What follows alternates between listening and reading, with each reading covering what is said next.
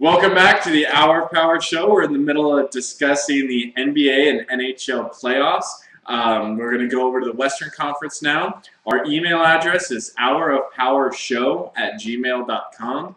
So send us an email. Let us know you're watching. Let us know if you have any questions that you would like us to answer. Even if you're watching this on Ustream or YouTube, send us a question in. We'll answer it later. Just tune in next time we're on. That's right.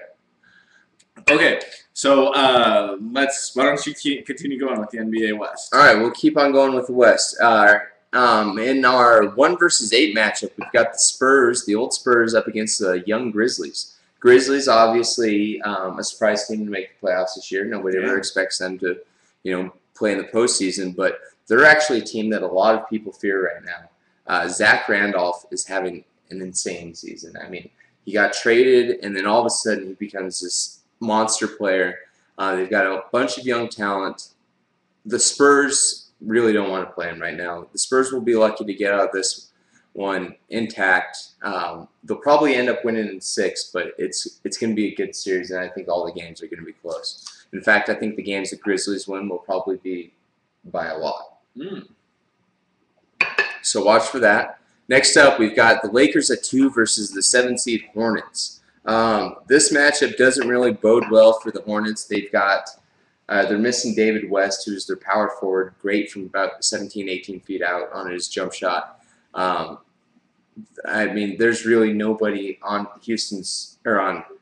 New Orleans roster that can stop Kobe and the Lakers offense. And CP3 is the only one that the Lakers really have to zone on in. So I would expect this one to go Lakers in 5.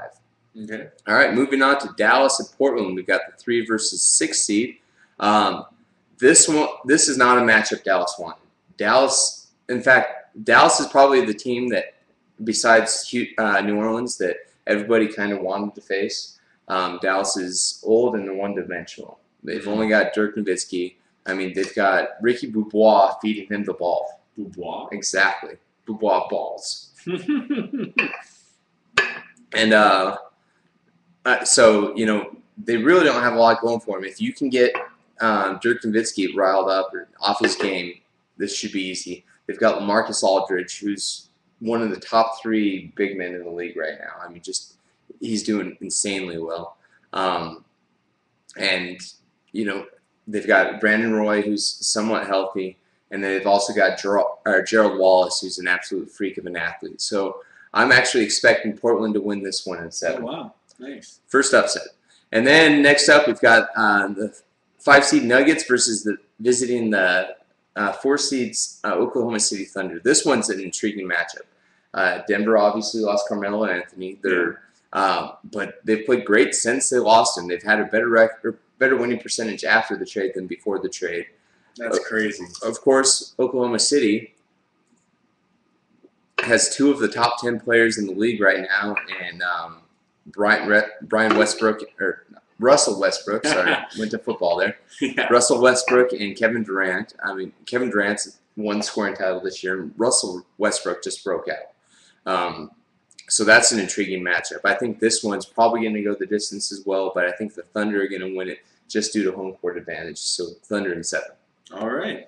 Let's head over now. We're going to go back to the NHL. We're going to do the Western Conference there. The number 1 versus 8 seed is the Vancouver Canucks against the Chicago Blackhawks. This is a great matchup. The Blackhawks were Stanley Cup winners last year, and Vancouver has been the best team this year. I mean, best team by far. Not only is their starting goalie in the top 5 of save percentage, their backup goalie is in the top 5 of save percentage. So when their guy was out, their backup guy was just as good. I mean, they have 3 of their top guys in like the top points. I mean, this team has been on fire. But as I say that, one of the reasons they are the only team from their conference to actually make it in the playoffs. The other teams in their conference are close to the bottom of that conference. I mean, their division? Yeah, from the division. The only ones, and the other teams in the division are near the bottom of the conference. So, yes, they've been playing great. They've been doing very well this year. But they've also been beating up on some lightweight teams. So, I think that last night the game went into, or the Vancouver Canucks beat them like 2-0, 3-0, something like that. It was a pretty good show. But I think the Blackhawks are going to come back. They have the experience. I don't know if they're going to win. It's going to go the distance, which a lot of people don't think it will because Vancouver's been so good. I think it'll go to the distance, and Vancouver will pull it off in the 7th game. The next one we have is the Sharks and the Kings. The Sharks and Kings, an all-California matchup, which I like very much. These are two teams that are pretty evenly matched.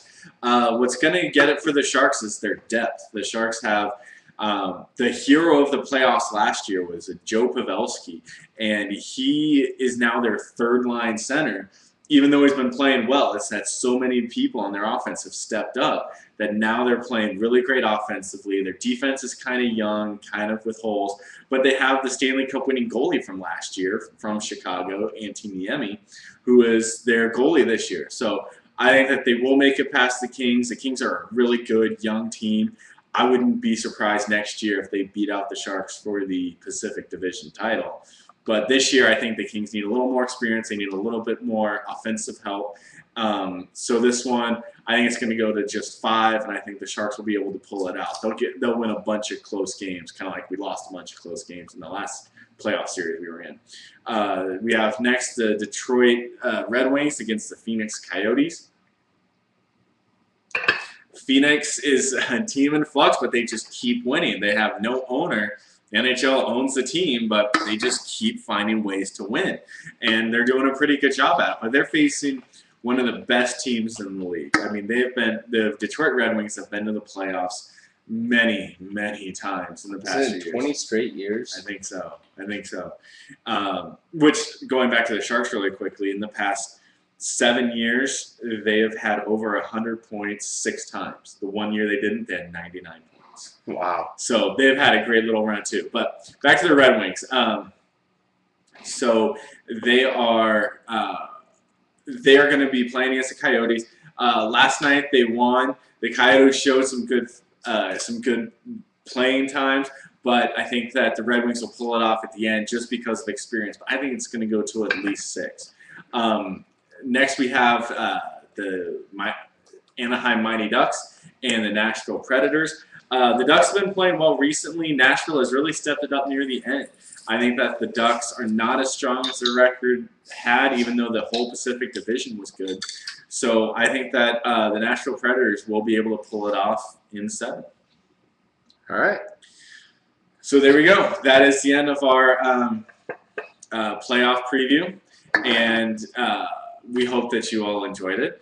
We're going to take a quick break, if that is okay. And then when we come back, we're going to go right on over to the NFL draft. We have a couple of different draft prospects to look at, and we'll talk about that a little bit. After that, we're going to get onto the nonsense. So, yeah, that'll be about it. So we'll be right back.